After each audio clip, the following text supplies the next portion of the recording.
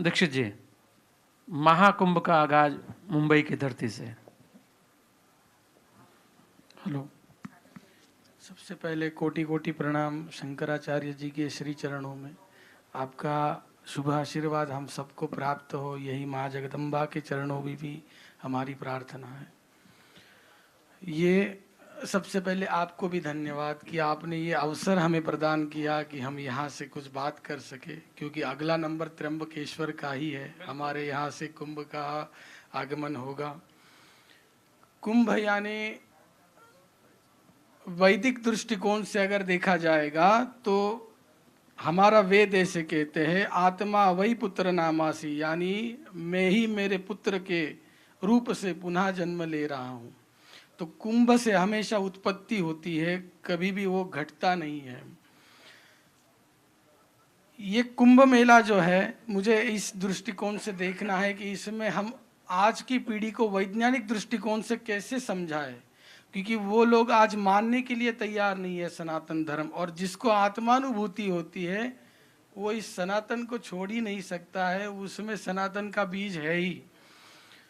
अगर हम इसको देखेंगे कुंभ के आयोजन को, तो योगी जी, उनका तो बहुत बहुत धन्यवाद। जो इस मतलब हम लोग टीवी पर उन्हें देख रहे हैं कि वो हर अखाड़े में स्वयं जा रहे हैं, सब संतों महंतों का सबका स्वागत कर रहे हैं। जितनी उनकी मेहनत लगा सकते हैं, कर सकते हैं, सारे प्रयास वो कर रहे हैं। इसमें हमें उन्हें साथ देनी चाहिए। और आज की दृष्टि से अगर देखेंगे तो संजीव जी यहाँ बैठे हैं।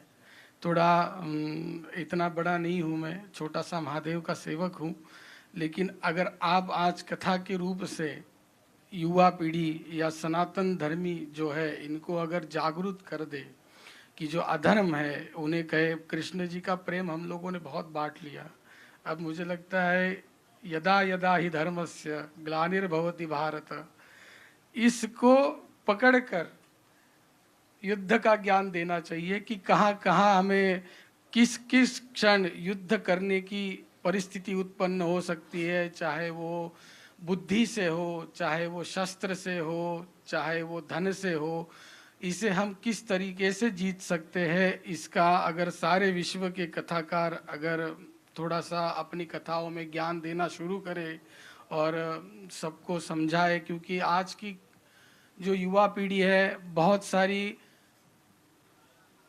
कम होती दिख रही है। समय के अनुसार रील्स देखते हैं, सारे लोग रील्स को ही फॉलो करते हैं। कोई 30 मिनट 40 मिनट की कथा सुनने के लिए तैयार नहीं है। जो भी है वो 50-60 साल की उम्र के है, वो लोग तो युद्ध करने के लिए तैयार नहीं है। तो आज की जो युवा पीढ़ी है, जो धर्म का रक्षण कर सकती है, वो अगर रील्स को देखेंगे तो एक एक मिनट में मुझे नहीं लगता कोई ब्रह्म का ज्ञान हो सकता है या कोई भी ज्ञान हम लोग प्राप्त कर सकते हैं। संतों के चरणों में बैठने का तो उनमें ख्याल ही नहीं है, बस कहने के लिए संत है। हम लोग श्री क्षेत्र त्र्यंबकेश्वर से है, देखते हैं, आते हैं सेल्फी के लिए, बस भगवान का दर्शन तो मात्र रह गया है। महाराज जी, थोड़ा क्षमा चाहता हूँ, स्पष्ट रूप से कह रहा हूँ।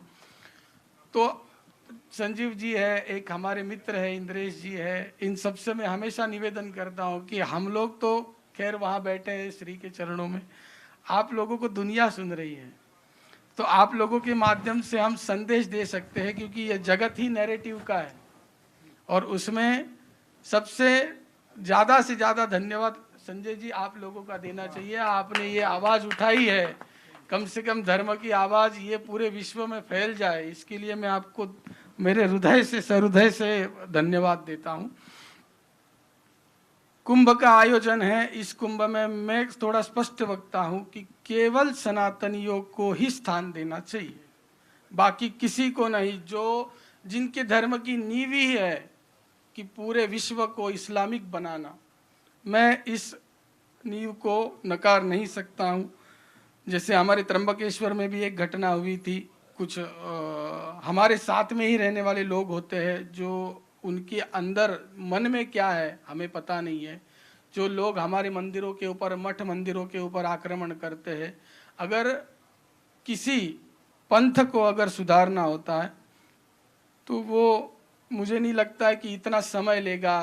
और ये सेकुलरवाद, इन सब का मैं दिल से विरोधी हूँ। मैं केवल अपने धर्म को मानता हूँ, बाकी किसी धर्म को नहीं मानता हूँ। बाकी सारे पंथ हैं, उन पंथों को अपनी अपनी आचरण व्यवस्था अपने सीमित तक रखनी चाहिए। उनके जो मौलवी है, उनके जो पादरी है, हमारे जो धर्म के रक्षक है, हमारे जो धर्म के प्रवर्तक है, शंकराचार्य महाराज है, जो हमारे कथाकार है, उनसे हम हमारे धर्म का ज्ञान लेने के लिए सक्षम हैं और वो हमें ज्ञान देने के लिए अति सक्षम है।